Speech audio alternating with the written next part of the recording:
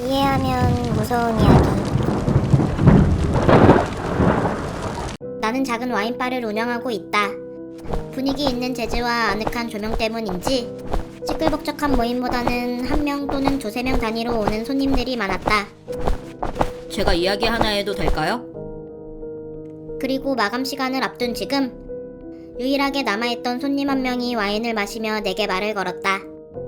보통 혼자 오는 손님들은 가끔 안주 대신 대화를 원했는데 나는 그런 손님들과 한두 마디씩 주고받고는 했지만 지금은 영업 마감을 앞두고 있었기 때문에 애둘러 거절했다. 죄송하지만 곧 마감 시간입니다. 별로 안 길어요. 가게 정리하는 동안 들으면 되잖아요. 영업시간 끝나기 전에 나갈게요.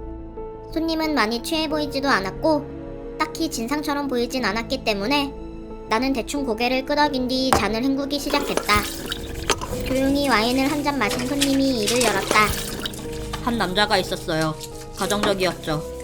그에게는 아내와 아들이 있었는데 남자는 그 둘을 위해 열심히 일했어요. 정말 열심히. 그렇군요.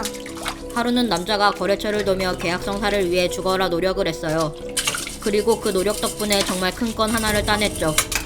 그래서 가족들과 축하할 생각으로 맛있는 음식을 사가려고 하는데 갑자기 아내한테 전화가 왔어요. 나는 틈틈이 그를 쳐다보며 내 할 일을 이어나갔다. 솔직히 말하면 얼른 이야기를 끝내고 나가줬으면 좋겠다는 생각만 하고 있었다. 아내는 울면서 사고가 났다고 말을 했죠.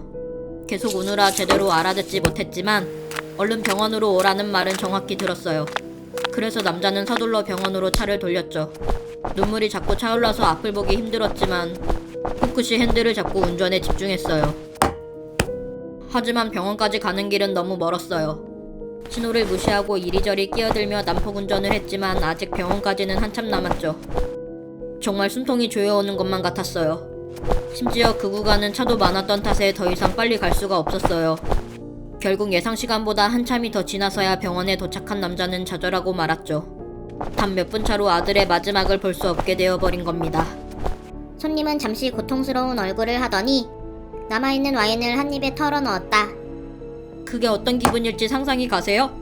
자식을 먼저 보내는 건 말이 안 되잖아요. 심지어 몇 분 차이로 아들의 마지막을 놓쳐버리다니. 안타까운 이야기네요. 나는 대충 대꾸한 뒤 테이블을 닫기 시작했다.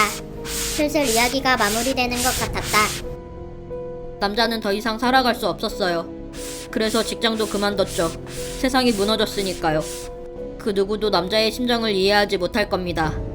사람들은 처음엔 동정과 위로를 보냈지만 시간이 지나니 이제 다 털고 일어나기를 원해요. 하지만 자식을 잃었는데 어떻게 다시 예전처럼 살아갈 수 있나요? 그래서 남자는 이렇게 했죠. 매일 아침마다 아내한테 출근한다고 거짓말을 한 뒤 차를 타고 일정 구간을 반복해서 달리기만 해요. 왜 그런지 알아요? 글쎄요. 나는 어깨를 으쓱이며 대답한 뒤 시계를 봤다. 영업 마감 시간이 다 되었다.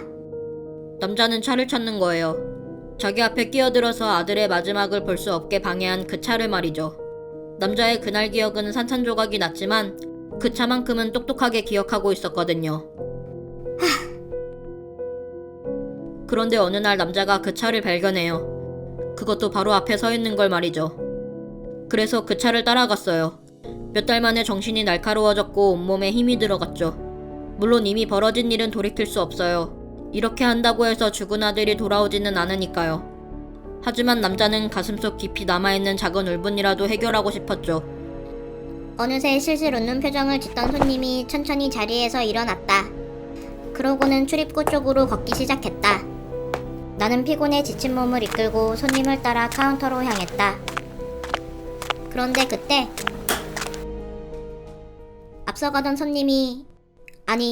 앞서가던 남자가 출입구를 잠그더니 뒷주머니를 뒤적였고 잠시 후 그의 손에는 날카로운 칼이 쥐어져 있었다. 지금 뭐 하는 거예요? 그가 칼을 들어올리며 말했다. 남자는 그 차를 따라 이곳으로 들어왔어요.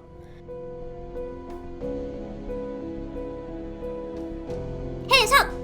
사실 손님이 들려준 이야기는 자신의 이야기였는데 사고가 났던 날 차 한 대가 끼어드는 바람에 그는 아들의 마지막을 보지 못하게 되었다. 그래서 그 차를 찾기 위해 매일 같은 자리를 맴돌았고 그의 마지막 말을 통해 그날 끼어든 차의 주인은 나였다는 것을 알 수 있다. 즉, 그는 와인을 마시러 온 손님이 아니라 처음부터 나를 죽이기 위해 나를 따라 와인바에 들어온 것이었다.